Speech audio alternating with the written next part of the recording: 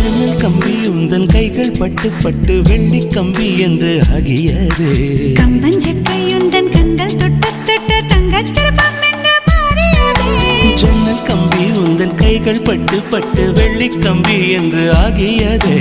கம்பஞ்சக்கை உந்தன் கண்கள் தொட்டு தொட்டு தங்கச்சிற்பம் என்று மாறியது.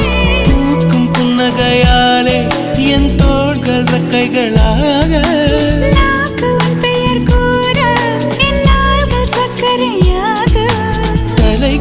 தடுமாற்றம் தந்தாய் என்னில் என் கால்வெண்ணில். நான் பறிந்து வைத்து சூரியன் ஒளிருகின்றது.